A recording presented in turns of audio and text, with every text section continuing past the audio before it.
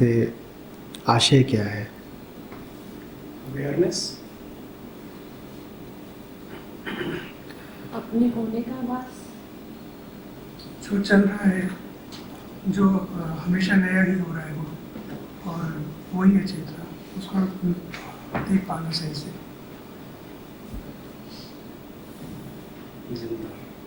हम्म। कोई चीज जो जिंदा है, लाइफ, बोलिए, कहते रहिए। विचार, विचार, कंटेंट, ऑल द कंटेंट, खुद को जानना, खुद को समझना। कब कहेंगे कि कोई व्यक्ति चैतन्य है? कब कहते हैं कि अभी चेतना है इसमें? जो मुझे अपने आप के बारे में पता है, एनवायरनमेंट यहाँ क्या है उसके बारे में पता। हम्म? हम्म।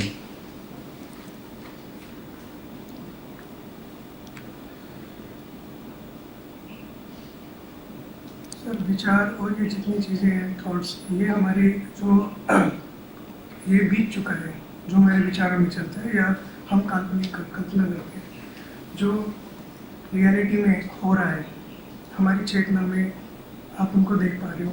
जो नया है, हर पल हमेशा नया ही हो रहा है। वास्तविकता में हर चीज़ नई हो रही है, और जो बीत चुका है वो हमारी स्मृतियों में, यादों में ही होता है, और वही कॉन्शियसनेस। कब कहते हो कि कोई चैतन्य है? When do you call somebody conscious? जो उसके सेंसेस काम कर रहे होते हैं, उसको पता होता है, वरना हम कहते हैं कि अनकॉन्शियस हो गया। Spirituality is very direct, neat, honest inquiry. उसमें ज्ञान, सिद्धांत, कॉन्सेप्ट के लिए कोई जगह नहीं होती। अगर बात ये हो रही है कि चेतना क्या है, तो ईमानदारी से आप जिसे चेतना समझते हो और जैसा समझते हो वही कहें। उसके बारे में आपने जो सुन रखा है, पढ़ रखा है, या आपकी जो धारणा है वो ना कहें। विज्ञान की तरह है, और विज्ञान से बहुत आगे।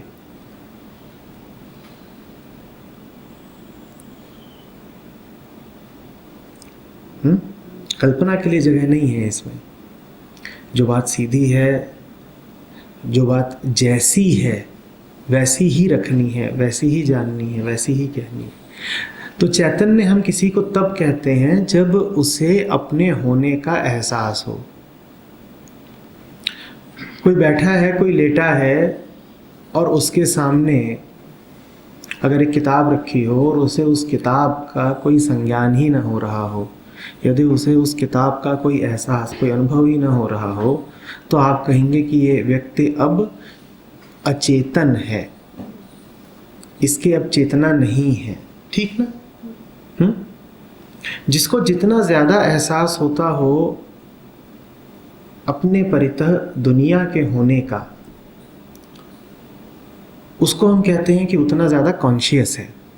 ठीक? जिसको जितना ज़्यादा अनुभव हो रहा है संसार के होने का, और संसार के होने का अनुभव अपने होने के अनुभव के अतिरिक्त हो नहीं सकता। क्योंकि जब भी आपको संसार का अनुभव होगा तो कह तो आप यही रहे हैं कि संसार का अनुभव मुझे हो रहा है। संसार का अनुभव किसी अनुभोक्ता को मुझे हो रहा है। तो चेतना में दो इकाइयां हैं जो सदा मौजूद रहेंगी। वो दो इकाइयां कौन सी हुई?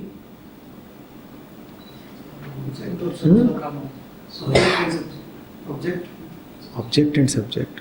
और चेतना में जो हमारी मैं परक चेतना होती है, जो हमारी अहम केंद्रित चेतना होती है, और उसके अतिरिक्त कोई चेतना हम जानते नहीं, जो हमारी सामान्य चेतना होती है, उसमें सब्जेक्ट हमेशा कौन होता है? मैं। तो चेतना में हमेशा दो इकाइयां कौन सी हुई? तो मैं और एक मेरे विषय, एक मैं और दूसरी दूसरी मेरी दुनिया।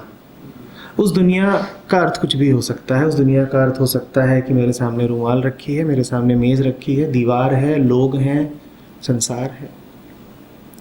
ये तो वस्तुएं हो गई। मैं और मेरी वस्तुएं, चेतना का अर्थ ये भी हो सकता है मैं और मेरे विचार। दो ही तो चाहिए।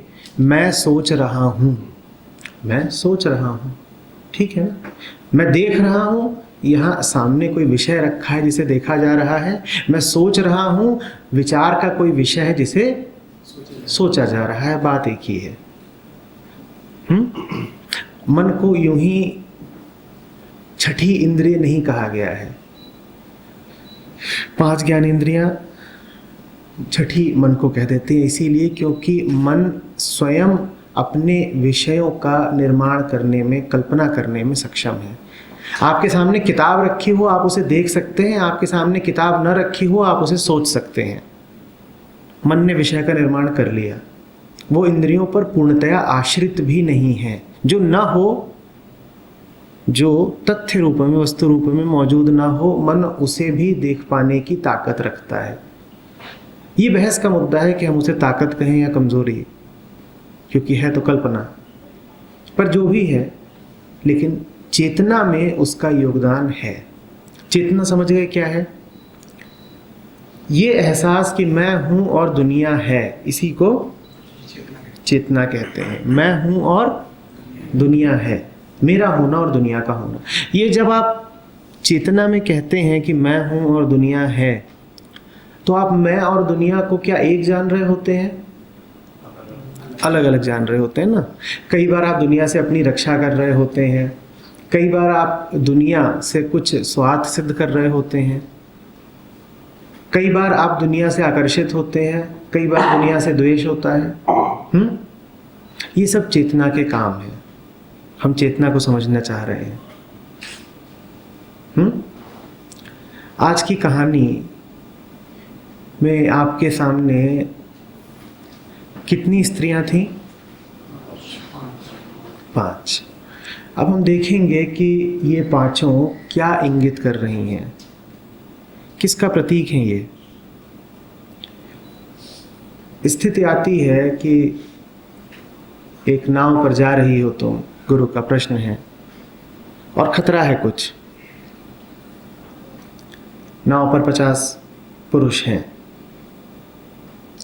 कहो क्या करोगी? क्या उत्तर आता है पहली स्त्री से?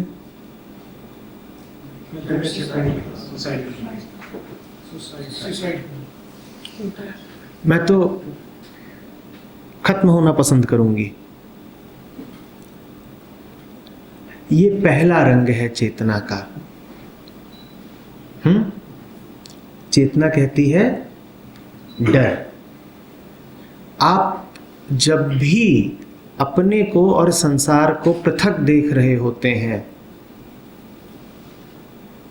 तो इस विभाजन के कारण, इस पृथकता के कारण, इस दूरी के कारण डर का आना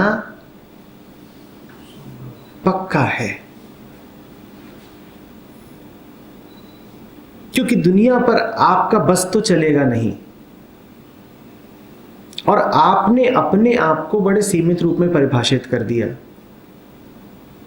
मैं वो हूं जिसके हित मात्र इन परिस्थितियों में सिद्ध होते हैं,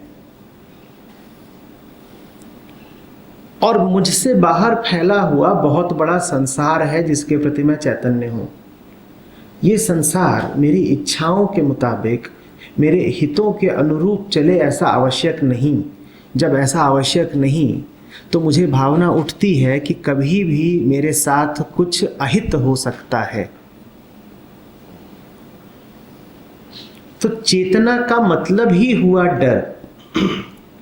जिसने आंख खोली वो डरा, जिसने दुनिया को देखा उसका दुनिया से नाता डर का हो ही गया। आप कहेंगे देखिए हम दुनिया को देखते हैं कई बार, तो हम में प्रेम भी उठता है, हम में मोह भी उठता है, हम में करुणा उठती है। बहुत कुछ और है भय के अलावा हम जिसका अनुभव करते हैं। तो क्यों कह रहे हैं आपकी दुनिया से नाता डर का ही हुआ कि आंख खुली नहीं और डर आया? वो हम समझ लेंगे, बहुत देर नहीं लगेगी ये देख पाने में कि मोह हो कि राग हो कि आकर्षण हो, आशा हो या उम्मीद, कुछ बहुत भला ही लगता हो, कहीं बड़ा हित ही दिखता हो, लेकिन उन सब के पीछे भी भय ही विराजता है। यूं ही नहीं कह गए हैं कबीर कि भय बिनु प्रीति न हुई, भय से भक्ति सब करें। यहां तो भक्ति और प्रीति भी भय पर ही आश्रित होती है।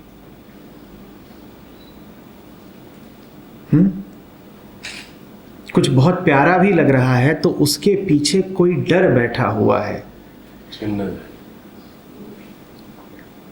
किसी के सामने झुकने का भी मन कर रहा है, भक्त हो जाने का, यूं लगता है सामने भगवान ही खड़े हो गए, तो भी उसके पीछे कहीं भय छुपा हुआ है। चेतना का तो मतलब ही है भय। इसीलिए संतों ने एक नहीं 1000 बार कहा है कि जियो ऐसे कि जैसे जी ही नहीं रहे हो, कि जैसे ना कुछ दिखाई देता हो ना सुनाई देता हो, दुनिया का कुछ अता पता ही ना चलता हो। दुनिया का जितना तुम्हें पता लगेगा तुम उतनी गहराई से भय में डूबोगे।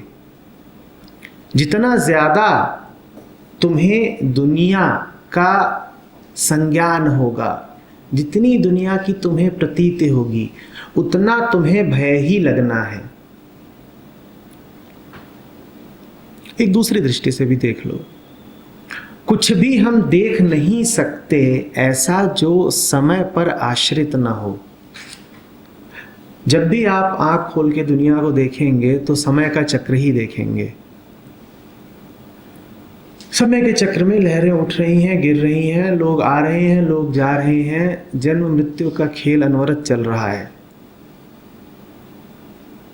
और आप जो हैं वो बदलने से, विदाई से बचना चाहते हैं।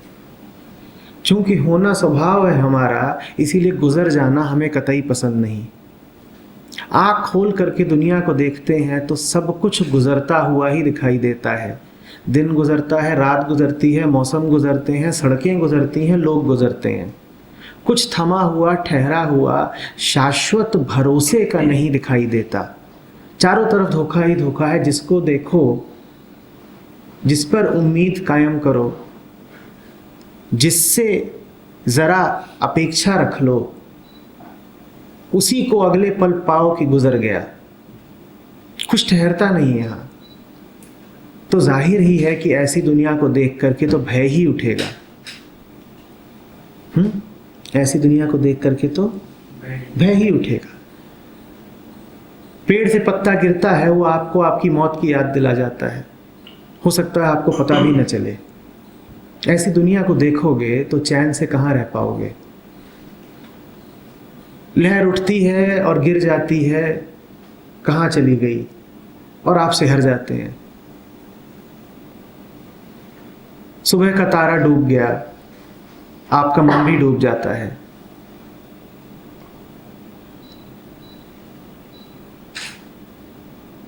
सुंदर था चांद और घटता गया और घटता गया और घटता गया, और जैसे हमारे भीतर भी कुछ घट सा जाता है।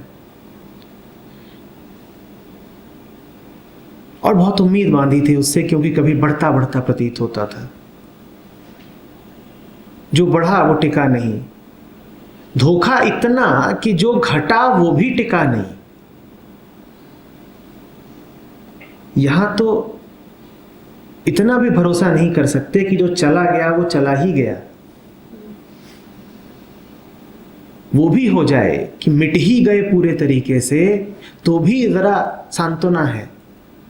यहाँ तो जो आता है वो आता नहीं, और जो चला जाता है वो कभी जाता नहीं। ऐसी दुनिया को देखोगे तो भय के अतिरिक्त और क्या सूझेगा। ये चेतना का पहला रंग, बड़ा आदिम रंग, भय। इसे आप उसका प्रथम रंग भी कह सकते हैं। दूसरी स्त्री क्या कहती है? शादी कर लूंगी ताकतवर से। मैं शादी कर लूंगी ताकतवर से। ये भय की परिणति है।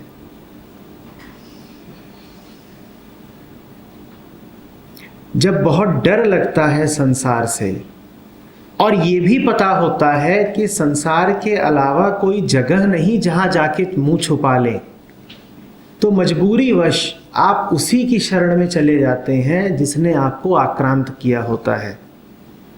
गौर करिएगा। दुनिया डराती तो बहुत है, पर इससे भाग के जाएं भी तो कहाँ जाएं। नाव में 50 पुरुष हैं, खतरा तो बहुत है, पर इनसे भाग के जाएं तो कहाँ जाएं। चारों ओर समुद्र है, भवसागर, पार होगा नहीं हमसे, तो करें तो क्या।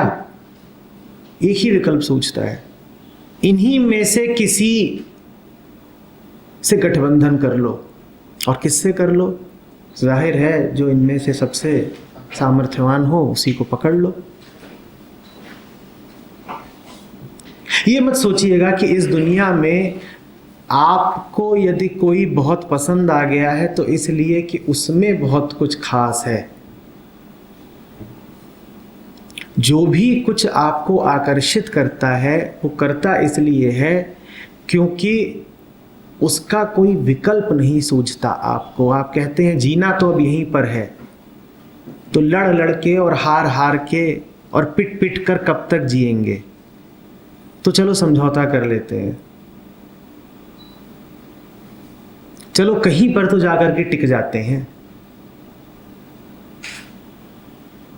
चलो अंधों में काना खोज लेते हैं।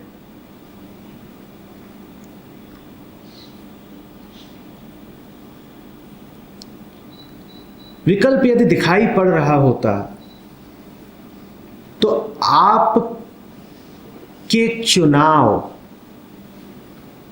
आपके निर्णय वही नहीं रह जाते जो आपने किए। एक प्रश्न पूछता हूं सबसे, आपका कोई भी निर्णय है जीवन में ऐसा जिसे आप बदल न दें यदि उससे बेहतर विकल्प मिल जाए? आप जो काम कर रहे हैं आपको वो छोड़ते देर नहीं लगेगी उससे बेहतर मिल जाए तो। आप जो जीवन जी रहे हैं आपको जीवन छोड़ते देर न लगेगी उससे बेहतर मिल जाए तो। 50 व्यक्ति हैं नाव पर और उनमें जो सबसे सामर्थ्यशाली है उससे विवाह कर लेती है स्त्री। 51वां आ जाए जो अपूर्व बली हो, अपने पिछले पति को त्यागते उसे देर नहीं लगेगी, 51वां नया प्रेमी हो जाएगा।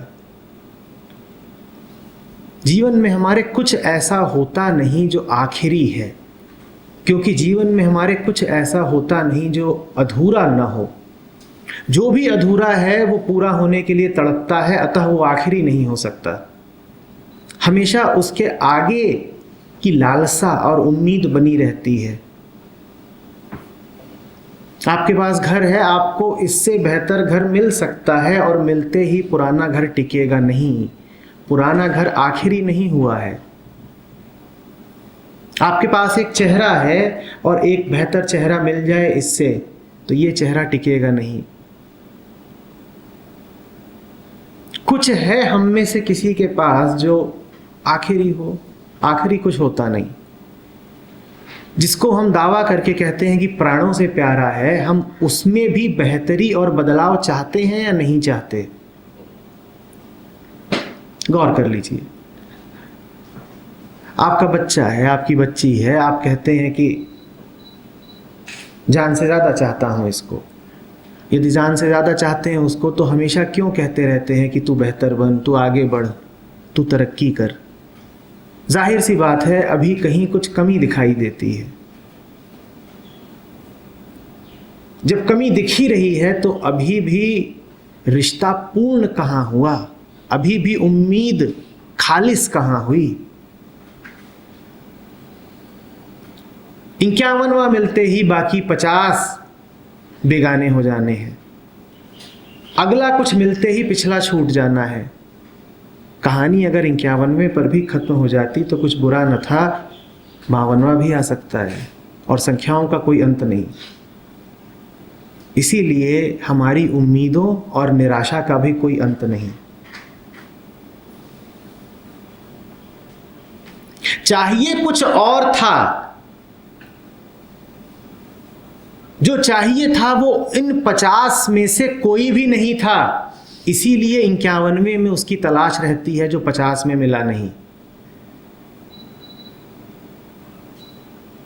होती ताकत अगर और होता विकल्प अगर, तो कौन इन 50 पुरुषों में से किसी से भी ब्याह करता।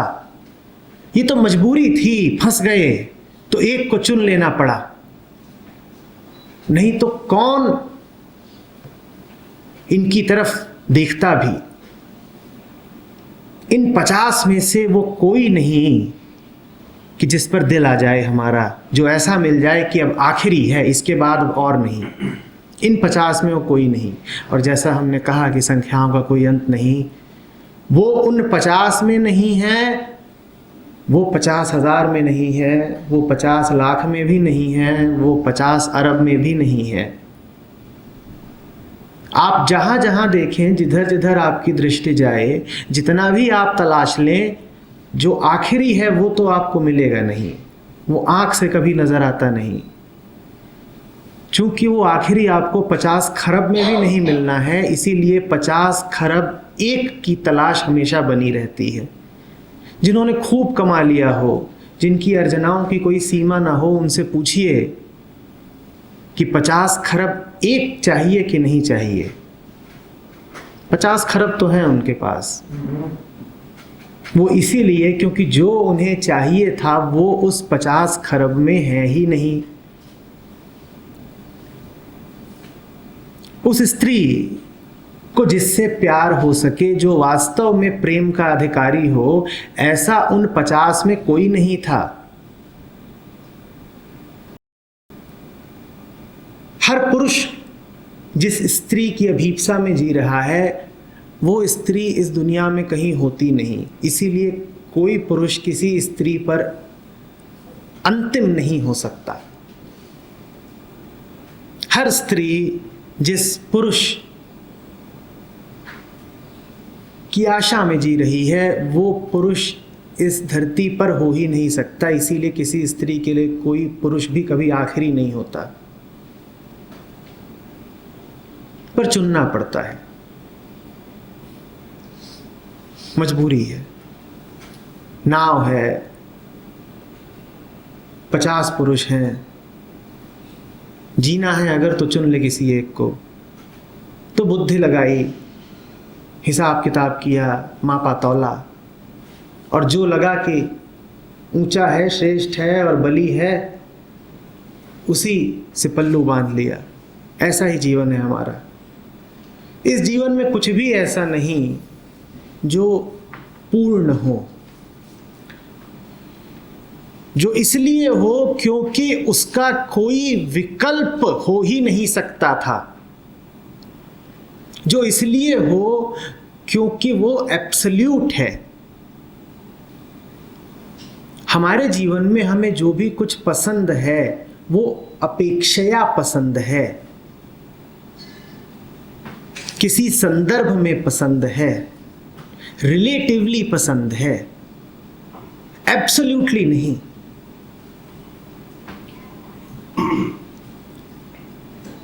समझ रहे हैं? इसीलिए तलाश मिटती नहीं, इसीलिए प्यास मिटती नहीं। ये चेतना का दूसरा रंग, हमेशा भूखी रहती है, हमेशा प्यासी। जो डरा है उसको तो प्यास बनी ही रहेगी ना, उसे शांति चाहिए, उसे भय से मुक्ति चाहिए। वो 2 सांसें ले लेना चाहता है चैन की। एक सांस भी अगर ऐसी मिल जाए, एक उच्छ्वास जो भय से निकली ना हो, तो मर लेंगे उसी पल।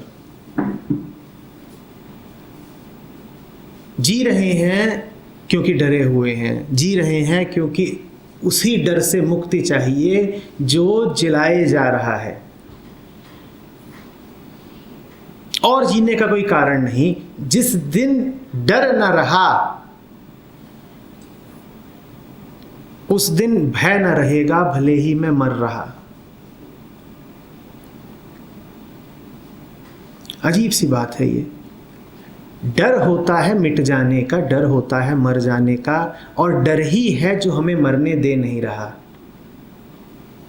जिस दिन आपके भीतर से डर गया, उस दिन आपको मिट जाने में, मर जाने में, खत्म हो जाने में कोई दिक्कत होने की नहीं है।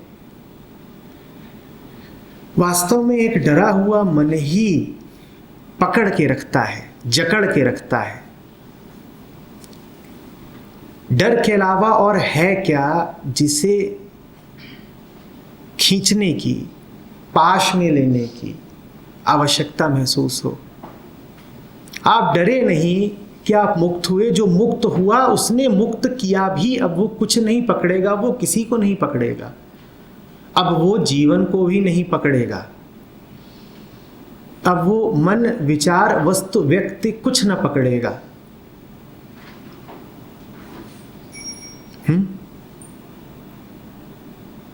डरी हुई थी स्त्री, इसलिए एक पुरुष पकड़ लिया। जिस दिन डर से मुक्त हो जाएगी उस दिन पुरुष से भी मुक्त हो जाएगी।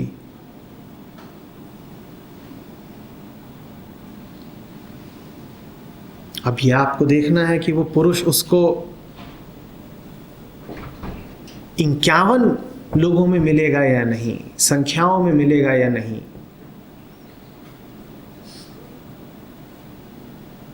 कहाँ है वो प्रेमी, कौन सा है वो पति जिसकी हर स्त्री को तलाश है। चेतना उसी विरहणी की तरह है।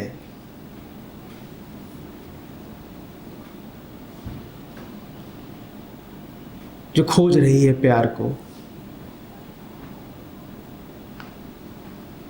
जो इंतजार कर रही है, और जिसके प्यार का इंतजार है उसके इंतजार में न जाने किससे किससे प्यार किए जा रही है। इंतजार इतना गहरा है कि किसी से भी प्यार कर बैठती है, प्यार कर बैठती है, धोखा खाती है, तड़प जाती है। भूख इतनी ज्यादा है कि कुछ भी खा लेने को तैयार हो जाती है।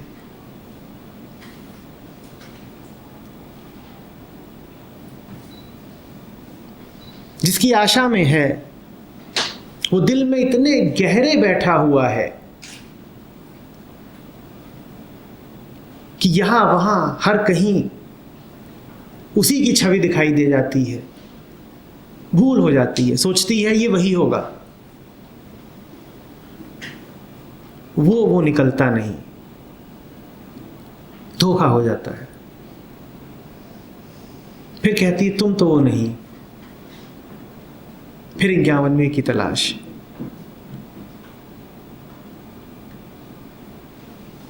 ऐसी है चेतना, डरी हुई, आशंकित, सहारे की तलाश में।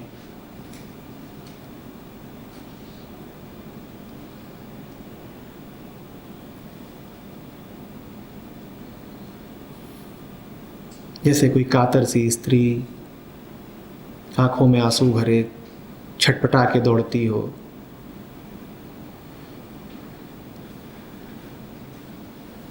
कि जाए किसी के सीने पे सर रख दे और ज़रा सुरक्षित अनुभव करे। बदहवास सी भागती हो इधर उधर। कोई तो मिल जाए जो भय से मुक्ति दिलाए, जिसके साथ रहने पर ज़रा भरोसा आए धोखे का डर जाए, एक आखिरी सुरक्षा का एहसास हो।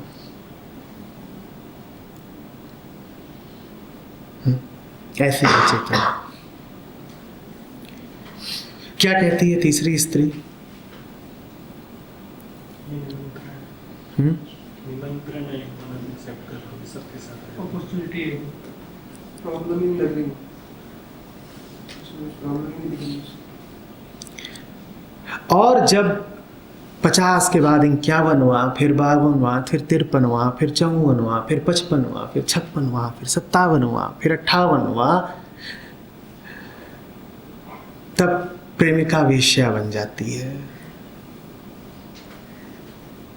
भटकी भटकी भटकी भटकी भटकी, जहां गई वहीं लिपटी, वहीं धोखा खाया। जिसकी तलाश में थी वो तो मिला नहीं। तो निष्कर्ष यही निकाल लिया कि वो तो कुछ होता नहीं, हां जीने के लिए, सांस लेने के लिए इस भटकने का ही इस्तेमाल करना अब शुरू कर दो। कोई ऐसा नहीं जो प्रेम दे पाए, कोई ऐसा नहीं जिसमें जरा हृदय दिखे, कोई ऐसा नहीं जो भरोसा दे पाए, कोई ऐसा नहीं जिसके साथ गहरी आश्वस्ति होती हो।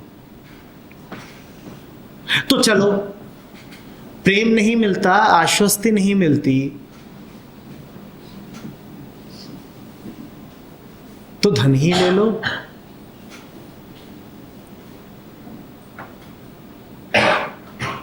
तो कोई सांसारिक प्रयोजन ही सिद्ध कर लो। जान गई हूं तुझे, तुझसे प्यार तो मुझे मिल नहीं सकता, कोई बात नहीं, अभी आधा घर मेरे नाम कर दे। कई साल हो गए हमारे रिश्ते को, खूब समझ गई हूं कि तू मुझे क्या नहीं दे सकता, कोई बात नहीं, ऐसा किया कर, अब महीने के इतने पैसे मुझे दे दे। जो तू नहीं दे सकता उसकी तो जितनी तुझसे आशा करती हूं उतना मेरा दिल दुखता है। जितनी बार उम्मीद करूंगी तो उतनी बार उम्मीद तोड़ेगा, मैं उतना ज्यादा आहत अनुभव करूंगी। तो मैं तुझसे अब उसकी उम्मीद करूंगी ही नहीं जो देने की तुझ में काबिलियत नहीं। प्रेम तू दे नहीं सकता, तो चल जरा पैसा ही दे दे। अब प्रेमिका वेश्या बन गई। ये चेतना का अगला रंग है। निकलती है प्यार की तलाश में और बन जाती है संसार की गुलाम। क्योंकि जहां प्यार को तलाश रही है वहां मिलता नहीं। चोटें जरूर बहुत मिलती हैं। चेतना सीमित होती है, चोट और आघात सह पाने की उसकी क्षमता भी सीमित होती है। उस सीमा के बाद वो कहती है और चोटें नहीं चाहिए। वो कहती है हो सकता है कि मेरी अभीप्सा ही गलत हो सकता है मैं जिसकी तलाश में भटक रही हूं उसका कोई अस्तित्व ही ना हो सकता है कि मैं बौरा गई हूं, हो सकता है कि ये संसार ही आखिरी हो सकता है कि मैंने मिथ्या अभिमान पाल रखा है कि मैं अधिकारिणी हूं किसी परम प्रेम की, हो सकता है ये मात्र दंभ हो, मात्र मिथ्यारंभण। जो भी हो, मैं अब इस पर विचार भी नहीं करना चाहती, क्योंकि जितना विचारती हूं और जितना विचरती हूं उतनी ही ठोकरें और चोटें खाती हूं। हम अब प्रेम का नाम ही नहीं लेंगे। हमें तो तुम धन दे दो। चेतना अनुभव से आगे बढ़ती है, चेतना स्मृतियों की दास होती है, और जैसे जैसे जीवन आगे बढ़ता जाता है, जैसे जैसे उम्र बढ़ती जाती है, वैसे वैसे प्रेम की चाहत भी कहीं गहराई में डूबती चली जाती है, दबती चली जाती है, दफन होती चली जाती है। जैसे आपने कोई गहरा गड्ढा खोद करके किसी कब्र में उसको छुपा दिया हो, उसके ऊपर मीटरों मिट्टी डाल दी हो। अब वो प्रेम की बात नहीं करेगी, अब वो कहेगी बताओ कितना दे रहे हो। और होता भी यही है। आप 20 वर्ष की युवती से मिलें और फिर उसी से बात करें जब वो 40 की या 60 की हो गई हो, बड़ा अंतर मिलेगा। और मैं यहाँ पर वयस्कता या प्रौढ़ता की बात नहीं कर रहा हूँ, मैं यहाँ पर हृदय की बात कर रहा हूँ। आप पाएंगे जैसे उसका हृदय ही शुष्क, कुछ पाषाण सा हो गया हो। 20 की उम्र में उसकी आंखों में उस अंतिम प्रेम को पाने के ख्वाब होंगे और विश्वास भी कि संभव है। और जब वो 40 की हो चुकी होगी तो विश्वास खंडित हो चुका होगा, वो जान चुकी होगी कि वैसा कुछ होता नहीं। अभी भी वो पाने की बात करेगी, पर अब वो ये नहीं कहेगी कि काश मुझे मेरे सपनों का राजकुमार मिल जाए। बड़ा मुश्किल है 40 की कोई ऐसी स्त्री खोज पाना जो अभी भी अपने सपनों के राजकुमार की तलाश में हो। कोई ऐसी कभी मिल जाती है तो बड़ा अच्छा सा लगता है।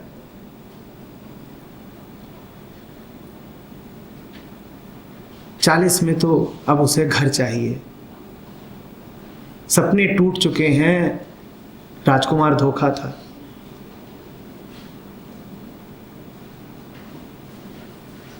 आओ अब जरा बैंक बैलेंस की बात करें।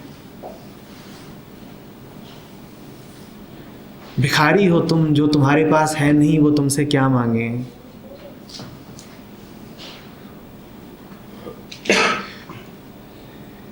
ये कागज के टुकड़े जरूर खूब हैं तुम्हारे पास, यही दे दो हमको। जैसे कि किसी दुकानदार की दिन भर बिक्री ना हुई हो और आखिर में उसे कोई भिखारी मिल जाए तो उससे कहे ले ये माल ले जा, और ये फटे हुए नोट और ये गले हुए सिक्के ही दे जा। नोट सड़ा है कोई बात नहीं, सिक्का घिसा है कोई बात नहीं, चलेगा। कुछ नहीं से तो ये भी बेहतर है।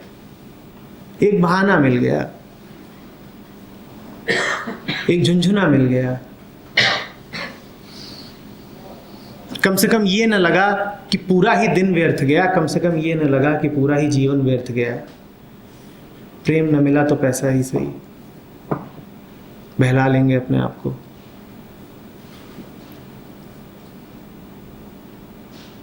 प्रेम न मिला तो समृद्धि ही सही, प्रेम न मिला तो उन्नति ही सही, प्रेम न मिला तो तरक्की ही सही। आज 5 बड़ी गाड़ियां हैं मेरे पास, क्यों जरूरत पड़ी? कहीं ऐसा तो नहीं कि जीवन जितना प्रेम से खाली होता जाता है, जेब को भरने की आकांक्षा उतनी बढ़ती जाती है।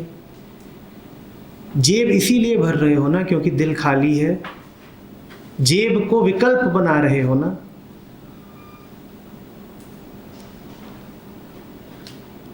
एक बहुत बड़ा खोखलापन है ना जिसकी परिपूर्ति करना चाहते हो, और जिससे तुम उसको परिपूरित करना चाहते हो उससे वो हो नहीं सकता।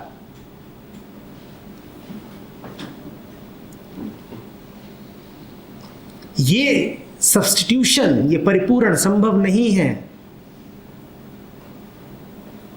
प्रेम का विकल्प कभी यश, धन, उन्नति बन नहीं सकते। कमा लो जितना कमाना है, जितनी प्रसिद्धि चाहिए ले लो, दिल तब भी दुखता रहेगा। दूसरों के सामने तुम बन जाओ बहुत बड़े आदर्श, लोग खूब करेंगे तुम्हारी वाहवाही, चुपचाप अकेले में रोओगे।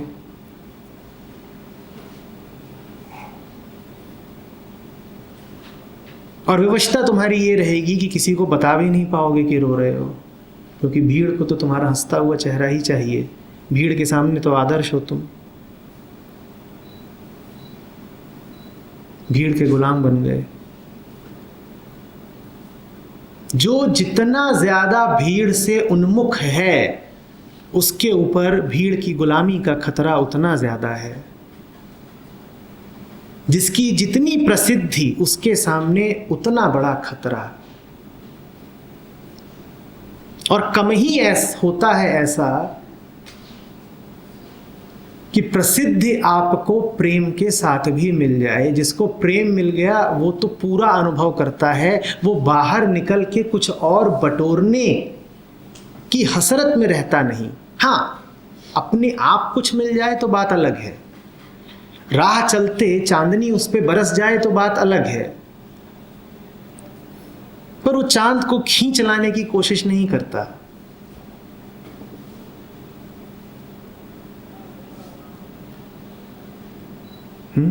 ये चेतना का तीसरा रंग, एक विधरणी जिसका कभी वास्तव में ब्याह ही नहीं हुआ। विधुरणी जो बिना ब्याह के ही विधवा हो गई, क्योंकि जो पति है वो तो सदा से हृदय में बसा हुआ था, उससे ब्याह की कोई आवश्यकता नहीं थी। हृदय में बसा हुआ था लेकिन संसार में कभी मिला नहीं। भूल शायद यही कर दी कि जो हृदय का है उसे संसार में खोजने निकल पड़ी। जहां खोजा वहां वो मिल नहीं सकता।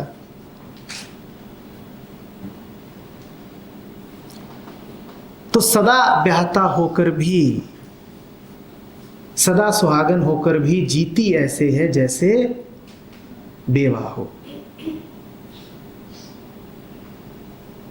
अब चेहरे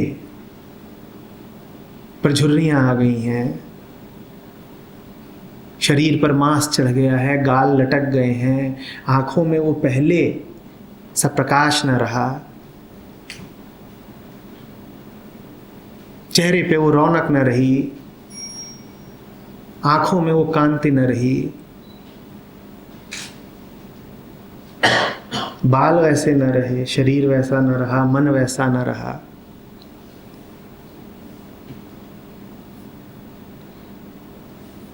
ब्याहता होते हुए भी विधवा, ये है चेतना का दुर्भाग्य।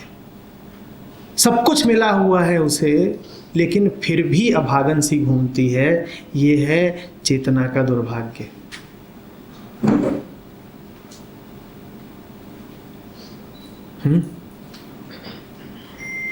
चेतना ऐसी है जैसे कोई लगातार शोक मना रहा हो।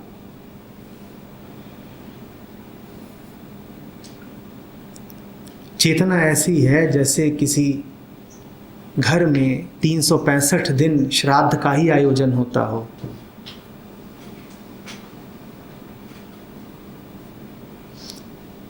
चेतना ऐसी है ज्यों आंसुओं का निर्झर।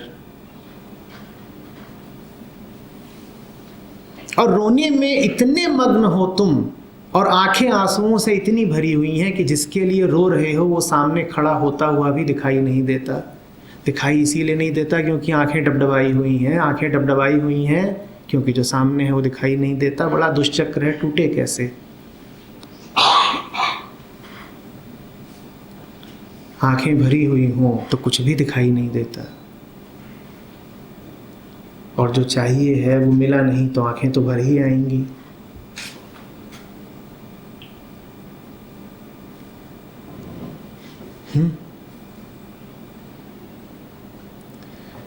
क्या कहती है अगली स्त्री?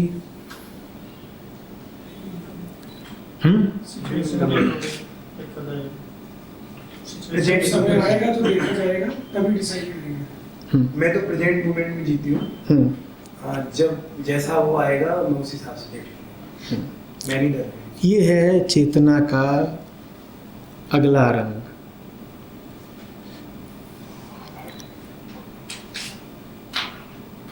हठ, झूठ, दंभ, अकड़। बहुत चाहा था तुम्हें, तुम मिले नहीं। अपने आप को पूरी तरह से जोड़ दिया था तुमसे, अपने आप को पूरी तरीके से समर्पित कर दिया था।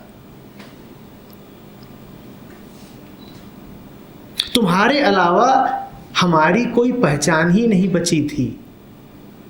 अपना कोई हिस्सा ऐसा रखा नहीं था जो तुमसे आप्लावित ना हो। तुमसे बाहर हमारा कोई वजूद ही नहीं था, ऐसा प्यार था हमें तुमसे। और तुम हमें मिले नहीं, हमारा वजूद था तुमसे। तो हम भी खत्म ही हो गए, और हम खत्म हुए तो वो खत्म हो गया जो प्यार करता था तुमसे। तो अब हम ये कहेंगे ही नहीं कि प्यार है किसी से और वो मिला नहीं। अब हम ये मानेंगे ही नहीं। अब दूसरों को छोड़ दो, हम अपने आप को भी यही बताएंगे कि जीवन में कोई कमी नहीं। जो 20 वर्ष की थी वो 40 की हुई है, खूब ठोकरें खाई हैं, फिर 60 की हो गई। अब वो विद्रोह कर रही है, और बड़ा हठी विद्रोह है उसका। वो कह रही है कि प्रेम ये कैसा एक तरफा है। हम जीवन भर पुकारते रहे तुम्हें, तुम हमें मिले नहीं। मिली तो सिर्फ ठोकरें, मिले तो सिर्फ घाव, मिली तो सिर्फ झुर्रियां। तो अब हम मानेंगे ही नहीं कि हमने कभी तुम्हें पुकारा था। अब हम कहेंगे ही नहीं कि हमें वियोग है। अब हम कहेंगे सब सुंदर, सब बढ़िया, शांति ही शांति। अब हम आध्यात्मिक हो जाएंगे। हरिओम, जीवन में अब कोई कमी नहीं है। अरे ये तो बड़ी साधारण बात हो गई कि धन के पीछे वो ही भागते हैं जिनके पास प्रेम नहीं होता। सबको पता है ये। इसीलिए धन अर्जित करने से हमारी क्षति की परिपूर्ति होगी नहीं। सब समझ जाएंगे कि देखो वो न मिला जो चाहिए था, तो कुछ और हासिल करने में लग गई। तो अब हम जरा उसको हासिल कर लेते हैं जो धन से भी आगे का है। अब हम धर्म की शरण में जाते हैं। वो तो मूर्ख हैं जो धन कमाते हैं, हम पुण्य कमाएंगे। वो तो मूर्ख हैं जो यश कीर्ति प्रसिद्धि खोजते हैं, हम तो सीधे भगवान को, परम ब्रह्म को खोजेंगे।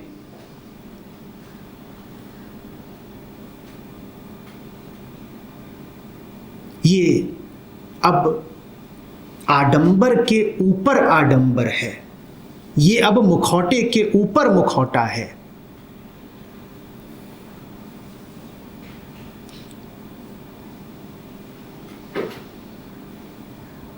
आपको चोट लगी हो, आपको चोट लगी हो तो चोट को दो तरह से ढका जा सकता है। एक ये कि आप चोट की पट्टी कर दीजिए, चोट ढक जाएगी। चोट की पट्टी करने वाला वो व्यक्ति है जो प्रेम का विकल्प संसार में खोज रहा है। वो कहता है मुझे घाव है, चलो पट्टी कर दो। वो ये समझ भी नहीं रहा कि ये घाव बाहरी नहीं भीतरी है। पट्टियां इसे छुपा सकती हैं, मिटा नहीं सकती, इसका उपचार नहीं कर सकती। पर घाव को छुपाने का एक दूसरा तरीका भी है। चेहरे पर जब अनगिनत घाव हो जाएं और मिट्टी सा हो जाए चेहरा, और छुपाते छुपाते, पट्टियां करते करते परेशान हो जाओ, पट्टियां तक खून में डूबी दिखाई दें और तमाम पट्टियों के बावजूद लहू रिस रिस जाता हो, तब आप कहते हो कौन करे पट्टियां और कितनी करे, कौन छुपाए और कितना छुपाए। आप कहते हो एक दूसरा चेहरा ही क्यों ना लगा लें। ये धार्मिक चेहरा होता है। ये धन के ऊपर अब धर्म चढ़ा है। आप जान जाते हो कि धन मात्र से तो क्षतिपूर्ति हो नहीं रही थी, तो अपने घाव को छुपाने के लिए अब अपने चेहरे के ऊपर धर्म का नकाब चढ़ा लो। अब ये आडंबर के ऊपर आडंबर है, अब ये घाव के ऊपर मुखौटा है। अब आप धार्मिक हो गए, अब आप बड़ी बड़ी बातें करोगे। अब आपके सामने कोई रोता हुआ आएगा, आप कहोगे क्यों रोता है बच्चा, ये संसार तो फानी है। कोई आपके सामने आए और कहे कि मुझे प्रेम नहीं मिलता, आप कहोगे प्रेम प्रेम जैसा तो कुछ होता ही नहीं, चल तू प्रभु का भजन कर।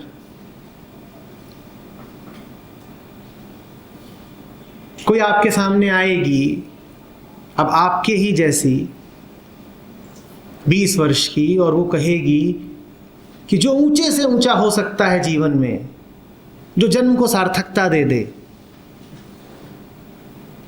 उसकी तलाश है। तो आप एक रूखी हंसी हंस के कहोगे उससे, वैसा कुछ होता नहीं, दफन कर दे अपने सपनों को और आ जा प्रभु की शरण में। ये ले पंजीरी खा और कीर्तन कर।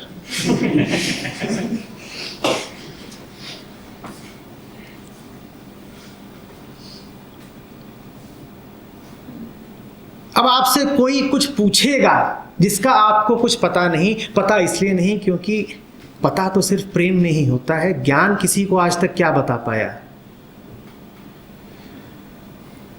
कोई आपसे कुछ पूछेगा किसी रविवार की सुबह और आपको कुछ पता नहीं, तो आप ये सीधे सीधे स्वीकार भी ना कर पाओगे कि मुझे कुछ पता नहीं। आप उत्तर दे दोगे,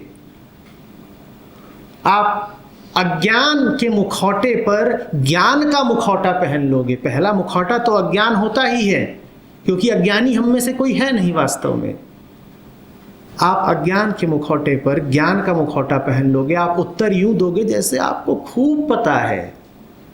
एक सहज सा सवाल होगा, उसके उत्तर में आप पूरा ज्ञान वाचन कर दोगे। आप कहोगे कि चेतना का अर्थ होता है living in the present moment, past को पीछे छोड़ देना, ये कर देना, वो कर देना, सिर्फ यही पल तो है, इसके अलावा है क्या। तुम देख रहे हो, जब तुम ये कह रहे हो तो तुम्हारी आंखों में कोई ज्योति नहीं है। तुम देख रहे हो, जब तुम ये सब बोल रहे हो तो तुम्हारे शब्दों के पीछे खोखलेपन की गूंज है, पर बोल तुम खूब देते हो। तुम सीधे सीधे नहीं कहते कि हम कुछ नहीं जानते। जानने का जो एकमात्र तरीका था वो तो हमें सुलभ हुआ नहीं, हम जाने कैसे। जीवन में प्रेम कभी उतरा नहीं, हम आज भी तलाश रहे हैं, आज भी प्यासे हैं। तुम कुछ नहीं, तुम ज्ञान झाड़ देते हो। मैं तो इसी पल में जीती हूं, मुझे कुछ पता नहीं। बढ़िया है। एक विफल जीवन को छुपाने का अच्छा तरीका है आध्यात्मिकता। जीवन भर की क्लांति और क्लेश को छुपाने का बहुत अच्छा तरीका है धार्मिकता।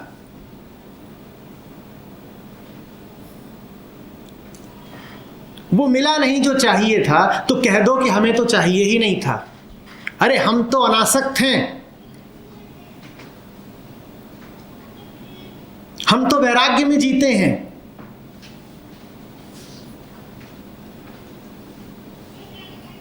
वैराग्य का अर्थ ये होता है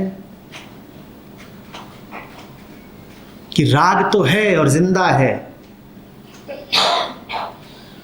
और उसे जिंदा रहना ही होगा, क्योंकि जब तक तुम जिंदा हो तुम्हारे मन में सत्य की प्यास जिंदा रहेगी ही।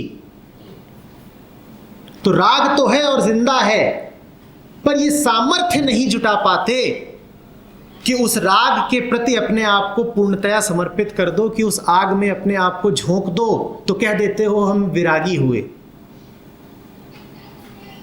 आग से डरते हो तो विरागी हो गए, फिर बातें करते हो, फिर कहते हो ये सब तो व्यर्थ की बातें हैं। तुझे एक फूल से प्यार हो गया है ना, तो व्यर्थ का आकर्षण है, मोह हो रहा है तुझे। फूल नहीं है, माया है, क्यों देखता है इसे?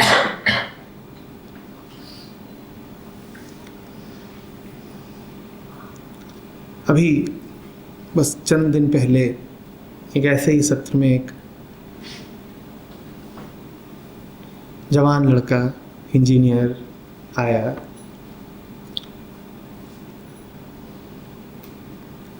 कह रहा है मैं रोज 4 घंटे 6 घंटे जप करता हूं, पर मन फिर भी काबू में नहीं आता। ऐसा लग रहा था आवाज किसी मशीन से आ रही है।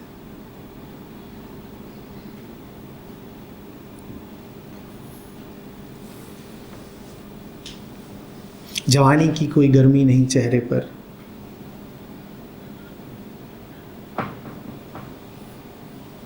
वाणी में कोई ऊष्मा नहीं, आंखों में कोई तरलता नहीं।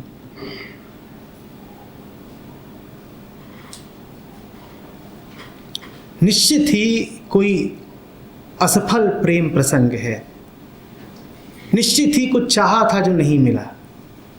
वो कोई व्यक्ति हो सकता है जिसे चाहा हो, या कुछ भी और। धोखा खाया कहीं पर।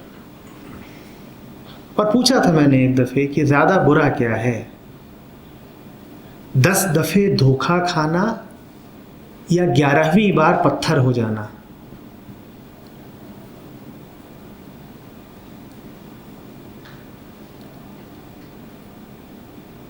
एक तरह का जीवन था तुम में,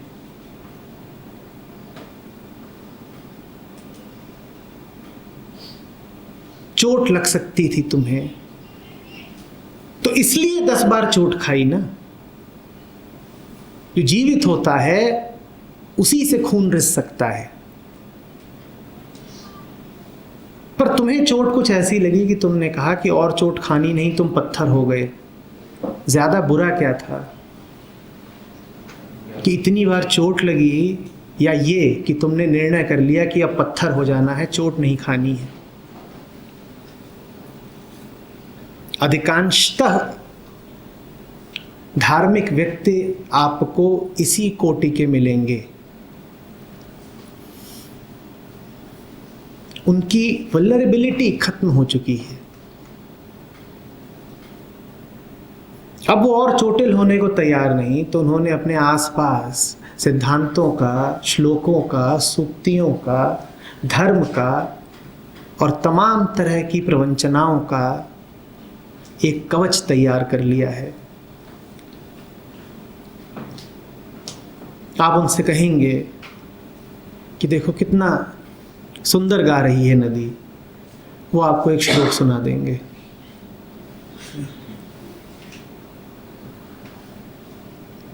आप उनसे गले मिलेंगे तो उनके पास कोई गर्मी नहीं होगी, उनके पास कोई दोहा होगा, कोई सूत्र होगा, ज्ञान भरे वचन होंगे। आपको चोट लगी होगी, आप रो रहे होंगे, वो आपके साथ रो नहीं पाएंगे। वो आपको बैठा करके ज्ञान सुनाएंगे।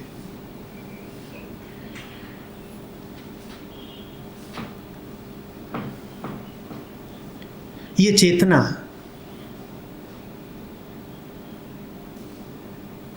कि जीर्ण हो जाने का लक्षण है। ये चेतना का बुढ़ापा है। हमने चेतना की शुरुआत से लेकर के चेतना के बुढ़ापे तक के सारे रंग देख लिए। शरीर बूढ़ा हो जाए कोई बड़ी बात नहीं हो गई, पर जब चेतना बूढ़ी हो जाती है तब वो बुरे से बुरा घटित हो गया जो आपके साथ हो सकता था।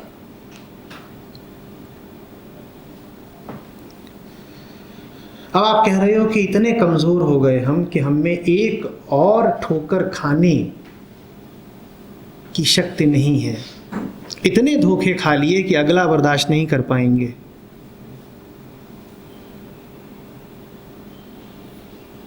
ये बात आपके मूल स्वभाव के विपरीत जाती है, क्योंकि सामर्थ्य आप में इतनी है कि दुनिया के कितने भी धोखे और कितनी भी ठोकरें आपका कुछ बिगाड़ नहीं सकते। 10 हों कि 100 हों कि 10,000 हों।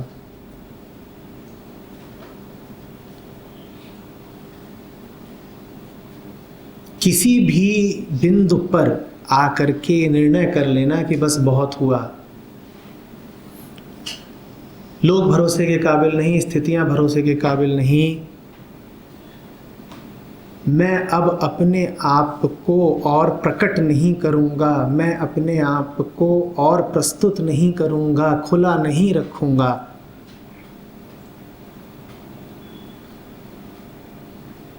धोखे के प्रति अपने सारे द्वार बंद कर दूंगा। जिसने धोखे के प्रति द्वार बंद किए उसने किसी भी बहाने से सही लेकिन द्वार तो बंद कर दिए ना। अब प्रेमी भी भीतर कैसे आएगा?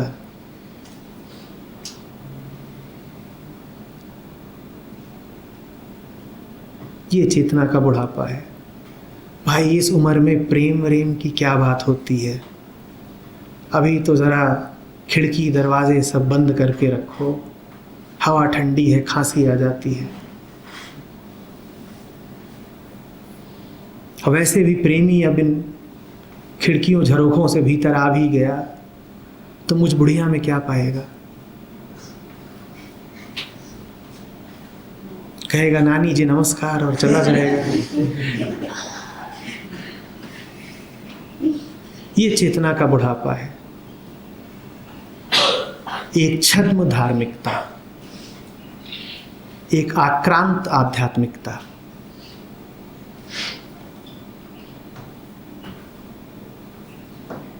बोलो बच्चा राधे श्याम। राधा को जानते हो? राधा नहीं कहती थी कि बोलो बच्चा राधे श्याम। राधा को तो कुछ भी बोलने की सुध ही नहीं थी। श्याम इतने गहरे थे उसके भीतर की जबान तक आते नहीं थे। मुंह खो जाती थी जब बांसुरी बजती थी। तुम कहते हो बोलो बच्चा राधे श्याम।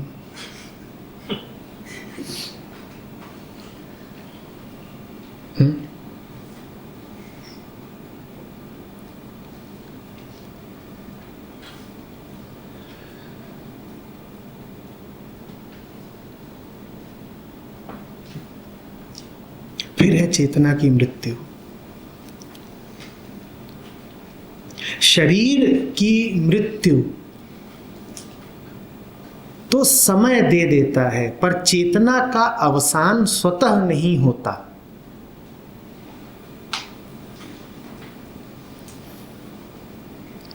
चेतना तो तभी विसर्जित होती है जब चेतना से बाहर किसी की अनुकंपा हो उसके भीतर। कुछ ऐसा जो चेतना में आ ही नहीं सकता, जो अचिंत्य है, जो अकल्पनीय है, जो अपूर्व है, जो अनपेक्षित है, जो अननुमेय है। कुछ ऐसा ही होता है जो चेतना को उससे बाहर का कुछ दे देता है,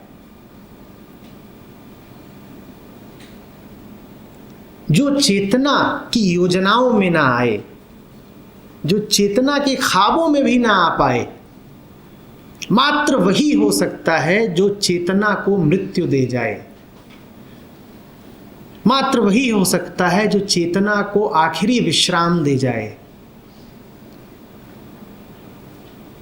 जो कुछ भी चेतना में समा सकता था उसके दरवाजे तो चेतना भटक ही ली। जितनी दूर तक चेतना की समझ और पहुंच थी वहां तक तो वो हो ही आई। वो सब कुछ जो आपको लगा कि आपके लिए भला है, आपके हित में है, वो तो आपने कर ही लिया ना। चेतना पर ही तो चलते हैं हम, विचार पर ही तो चलते हैं हम। वो सब कुछ जो हमें लगा कि काम आएगा हमारे, हमने उसका तो प्रयोग करके देख ही लिया।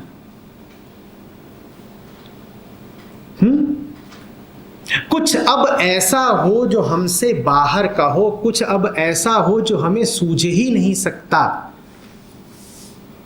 कोई ऐसा जो बिल्कुल किसी और लोक का, किसी और देश का हो, कोई ऐसी स्थिति जो पूर्णतया अनायोजित हो। मात्र वही हमें हमसे मुक्ति दिला सकती है। हमारी मुक्ति यदि हमारे हाथों होनी होती, यदि चेतना की रिहाई चेतना के प्रयासों के फलस्वरूप होनी होती तो कब की हो गई होती। क्योंकि जिस जिस द्वार तक हमारे कदम जा सकते थे, हमारी आंखें जा सकती थीं, वहां तो हमने दस्तक दे ही ली। प्यास हमारी ऐसी थी कि जहां कुएं नहीं भी थे वहां हमने खोद के देख ही लिए। अपने सामर्थ्य से जो हो सकता था सब तो कर लिया। अब हमारे सामर्थ्य से बाहर का ही कुछ होगा जो अंतिम मदद करेगा हमारी।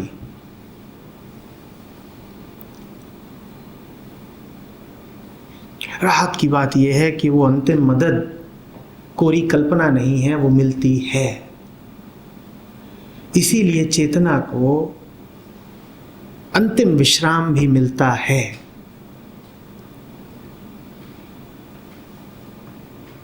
और जब चेतना को अंतिम विश्राम मिलता है तब वो मूक हो जाती है, तब वो कुछ नहीं कहती। ठीक उस आखिरी स्त्री की तरह जिसने कुछ न कहा।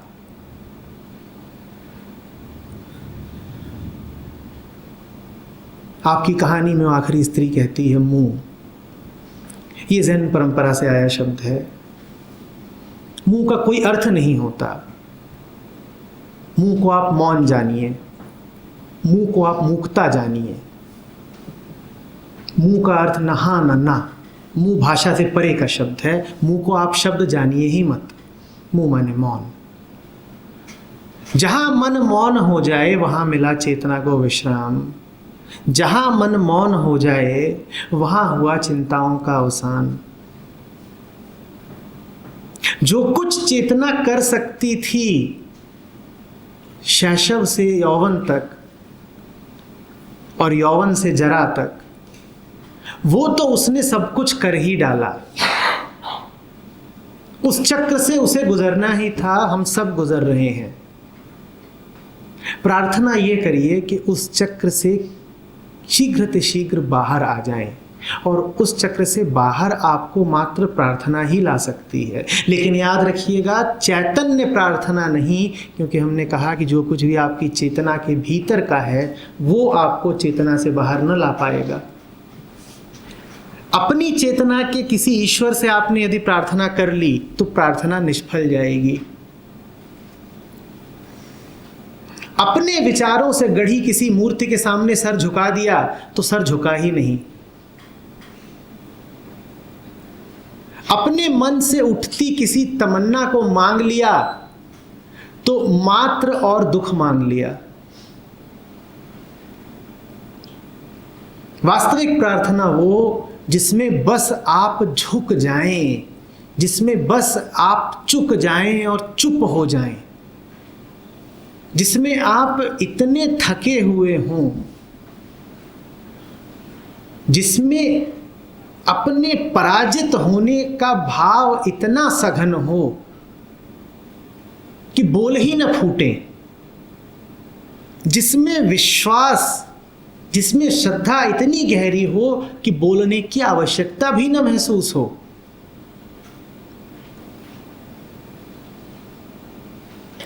मैं होता कौन हूं बोलने वाला, और मैं न भी बोलूं तो तुम तो समझ ही लोगे ना। और बोलूं तो क्या बोलूं, जो बोल सकता था वो तो जीवन भर बोलता रहा, बोल बोल के हारा ही हूं।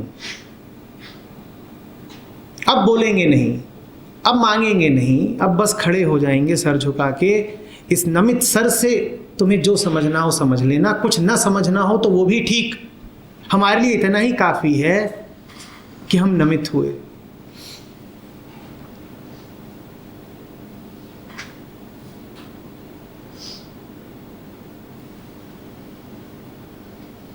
मात्र इस प्रार्थना से ही बात बन सकती है।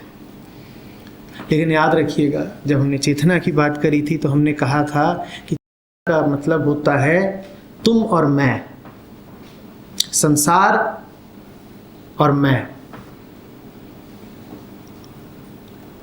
प्रार्थना में भी यदि आप मैं की बात करते रहे तो अभी चेतना सक्रिय है, क्योंकि चेतना के बिना तो मैं हो नहीं सकता। वास्तविक प्रार्थना यह है जिसमें मैं की कोई बात ही ना हो। सर झुका पर किसका पता नहीं, सर कट गया किसका, अब कटा हुआ सर बताएगा क्या? सर कटा ना होता तो बता भी पाते कि किसका नहीं कटा। अब तो कट गया सर, और कटे हुए सर कुछ बोलते नहीं। तब हुई प्रार्थना। प्रार्थना में यदि आप इतना भी बोल रहे हो कि मैं कुछ नहीं बोलता तो अभी आप हो। वास्तविक प्रार्थना एक गहन मौन है। अब चुप लग जाती है। जब चुप लग जाती है तब उस स्त्री को पता चलता है कि जिसको पुकार रही थी बार बार, वो पुकारने के कारण ही उसके ध्यान से बाहर था। जैसे कि कोई बगल में खड़ा हो आपके और आप उसको पूरे जहान में खोजते हो। जैसे कि प्रेम पत्र लिखने में आप इतने मग्न हो गए हो कि ख्याल ही ना हो आपको कि जिसको पत्र लिख रहे हैं वो पीछे ही खड़ा है। चुप हुए नहीं कि पाया, चुप हुए नहीं कि खोने का भाव ही खो दिया। वास्तव में ये कहना कि पाया भी बिल्कुल ठीक नहीं है।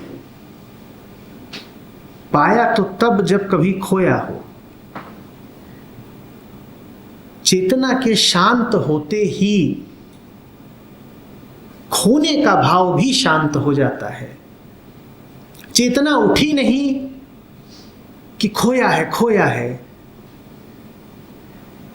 ऐसा भाव आवाज देने लगता है, हाथ पांव चलाने लगता है। जीवन जीने का सूत्र यही है। चैतन्य रहते हुए भी चेतना से परे जियो। आंख खुली हो पर कुछ दिखाई न देता हो, कान भी खुले हो पर कुछ सुनाई न देता हो, जी पूरे तरीके से रहे हो पर भीतर कुछ है जो जीवन के पार जा चुका है। सांस तो ले रहे हो पर तुम सांसों पर नहीं चल रहे,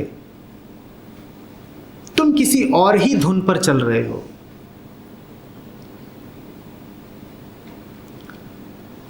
बाहर वालों को लग रहा है कि इंद्रियां सक्रिय हैं, दुनिया को लग रहा है कि ये हंस बोल रहे हैं, खेल रहे हैं, खा रहे हैं, दुनिया की तमाम क्रियाएं कर रहे हैं। तुम भी जानते हो अच्छे से कि तुम कुछ नहीं कर रहे, तुम अक्रिय हो,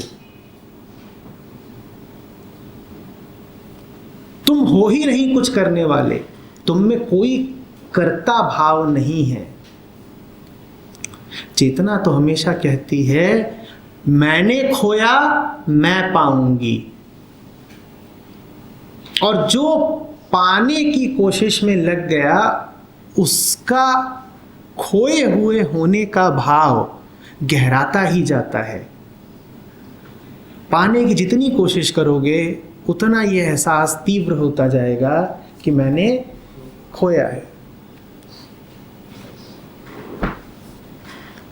मैंने कुछ खोया नहीं, मैं कुछ खो सकता नहीं। अब बताओ क्या ढूंढना है? कुछ खोया नहीं है, लेकिन ढूंढने में हमें कोई आपत्ति नहीं। बोलो क्या ढूंढना है? ढूंढेंगे। जैसे सब ढूंढ रहे हैं वैसे ही हम भी ढूंढेंगे। ऊपर ऊपर से यही लगेगा कि हम दुनिया की ही चाल चल रहे हैं। हाँ, कोई हमारे ही जैसा हो और करीब आके देखे तो वो जान जाएगा कि हम दुनिया जैसे नहीं हैं। कदम हमारे भी इसी जमीन पर चलते हैं, पर हम उड़ते हैं। आंखें हमारी भी इसी दुनिया को देखती हैं, पर डबडबाई हुई नहीं है। रोते हम भी इसी दुनिया जैसे हैं।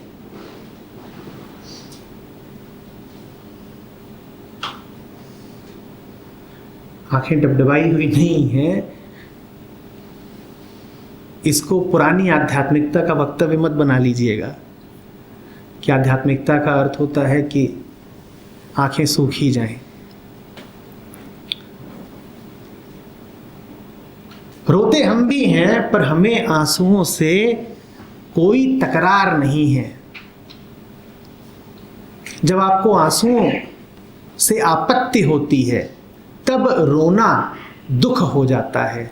जब आंसुओं से आपत्ति नहीं होती तब रोना बरसात हो जाता है।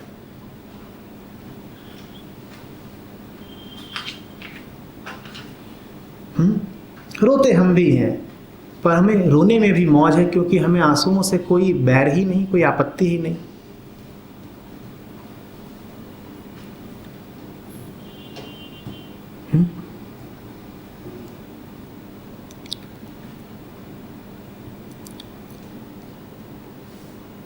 भय में जीना है,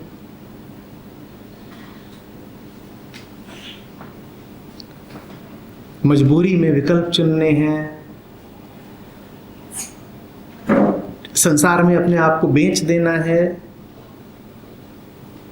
या पाखंडी हो जाना है। ये सारे विकल्प आपके पास उपलब्ध हैं, ये आपका अपना चुनाव होंगे। लेकिन जो पांचवा है वो विकल्प आपको उपलब्ध नहीं है, वो आपका चुनाव नहीं हो सकता। वो विकल्प आप पर तब उतरता है जब आप निर्विकल्प हो जाते हैं। जब आप प्रथम चारों अवस्थाओं से जुड़े प्रयास छोड़ देते हैं तब पांचवा अपने आप फलीभूत हो जाता है। पांचवा आपके किए नहीं आएगा, पांचवा प्रार्थना है।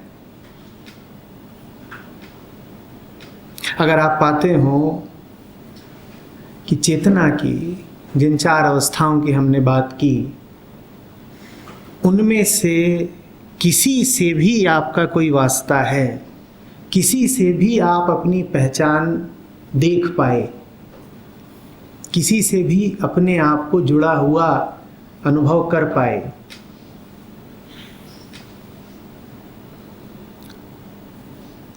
तो किसी विकल्प की तलाश मत करिए। बस जान लीजिए कि आप जो भी विकल्प लेके आएंगे वो तो आपको इन्हीं चारों के चक्र में फंसाए रखेगा। चेतना जो भी आपको करना सुझाती हो, जान जाइएगा कि चेतना के भीतर की बात है, चक्र के भीतर की बात है, इससे मुक्ति नहीं मिलेगी। ये जानना ही मौन है। शोर की निस्सारता को जान लेना, शोर से जुड़ी आशा को छोड़ देना, यही तो मौन है।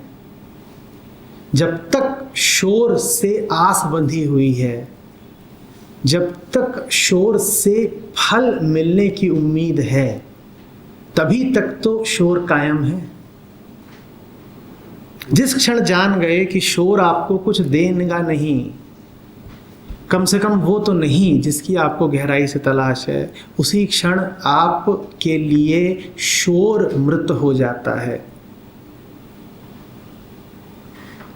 वही मौन है, वही चेतना की समाधि है, वही मन का अंतिम पड़ाव है, वही जीवन का शिखर और विश्राम है।